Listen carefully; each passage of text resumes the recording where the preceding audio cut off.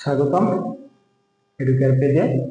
আজকে আমরা প্রতিদিনের মতো সমাধান নিয়ে এসেছি নবম দশম শ্রেণীর গণিত বইয়ে ত্রিকোণমিতিক অধ্যায় অর্থাৎ নবম অধ্যায় এর একটি অঙ্ক। অনুশীলনী হচ্ছে 9.2। তো চলুন আমরা অঙ্কটা দেখি এবং সমাধান করি। দেখেন লেখা আছে cos a minus sin a ভাগ হচ্ছে cos a plus sin a সমান সমান √3 - 1 √3 + 1। আচ্ছা, পূর্বের ক্লাসে আমরা 18 নম্বর অঙ্কটা করেছি, আজকে আমরা 20 নম্বর অঙ্ক করছি।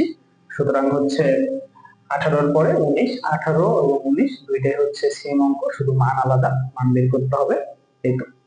আর এখানে আজকে আমরা 19টা গ্যাপ দিয়ে আমরা 20 নম্বর অঙ্কের সমাধান করছি। তো চলুন দেখি। তাহলে আমাদের সমাধান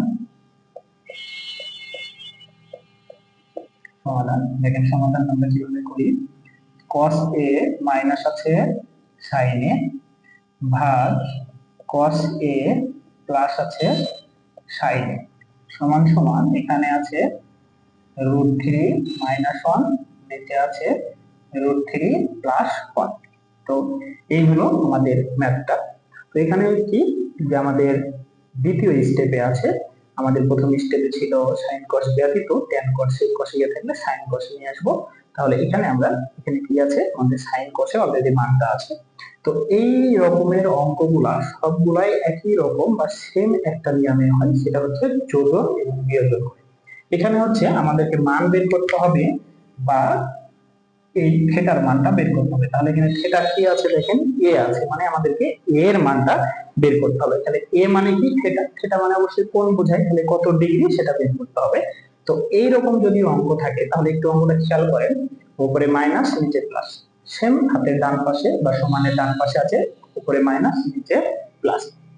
তাহলে দেখেন আমরা অঙ্কটা কিভাবে সমাধান করি, বা তাহলে আমি কি বললাম, যোজন বিয়োজন। তাহলে আমরা একটু যদি সাইডে আমরা এটা নোট করি,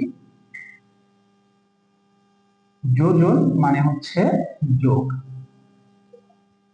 আর বিয়োজন মানে হচ্ছে বিয়োগ। আমাদের এই জায়গাটাতে সমস্যা হয় যে আমরা যোজন বিয়োজনটা আসলে কিভাবে করব।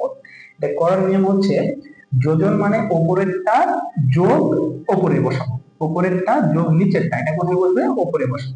যোজন মানে হচ্ছে লব, আমরা যদি একটু লিখি, যোজন মানে হচ্ছে লব যোগ হচ্ছে হর, আর বিয়োজন মানে হচ্ছে লব বিয়োগ হর। সেম এই নিয়মে আমরা এখানে অঙ্ক করব। তাহলে দেখেন এইটা হচ্ছে যোজন মানে হচ্ছে যোগ আর বিয়োজন মানে হচ্ছে বিয়োগ।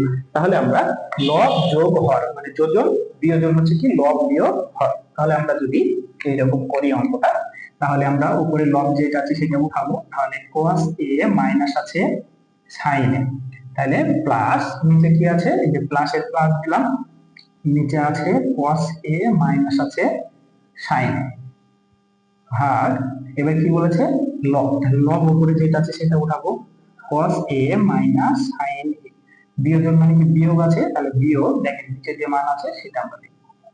তাহলে cos a, এবার কি মাইনাস আছে এখানে, মাইনাসে প্লাসে লিখে দিব মাইনাস sin a। তাহলে আমরা দেখেন একটু এটা পরিষ্কার করি, যেটা একটু বড় অঙ্ক।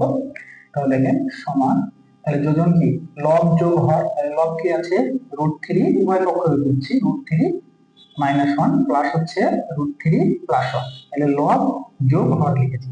আবার কি হবে, লব বিয়োগ হচ্ছে হর, তাহলে √3 প্লাসে মাইনাসে -1। তাহলে আমরা এখানে লিখব যোজন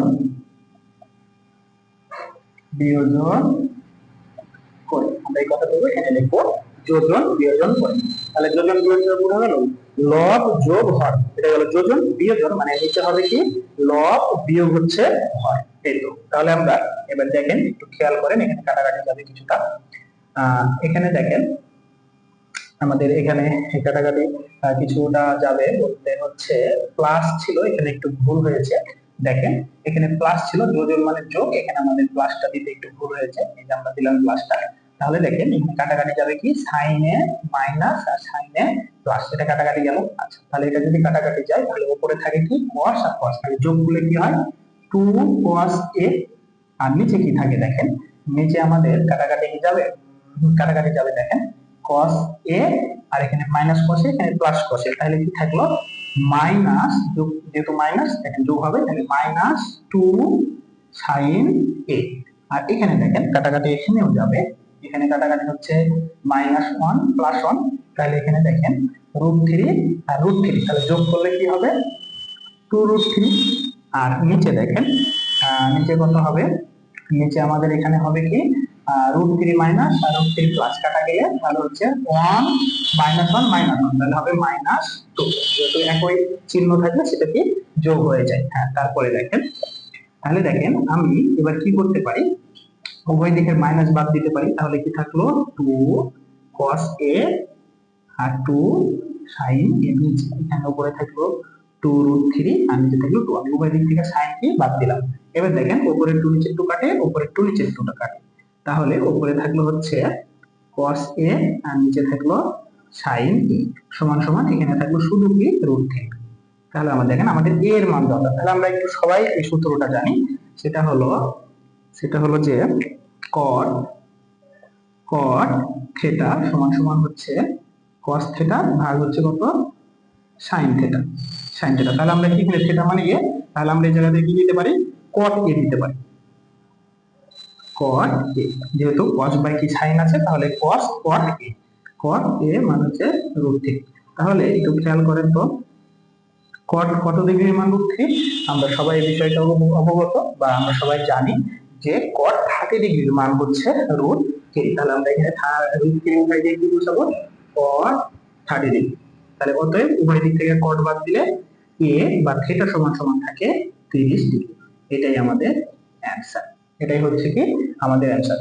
তো এই ছিল আজকের সমাধান। অঙ্কটা খুবই চমৎকার এবং খুবই ছোট এবং সংক্ষিপ্ত রূপে আমি আপনাদেরকে করে দেখালাম। দেখেন যাদের এখানে এখনো বুঝতে সমস্যা আছে বা বুঝেননি তারা অবশ্যই কমেন্ট সেকশনে জানাবেন। তো আজকের মতো আমি এখানে ক্লাস শেষ করছি। ধন্যবাদ সবাইকে। আগামী ক্লাসে নতুন কিছু অঙ্ক নিয়ে দেখা হচ্ছে। ততক্ষণ ভালো থাকবেন, সুস্থ থাকবেন আর এডুকেয়ারের পাশে থাকবেন। ধন্যবাদ।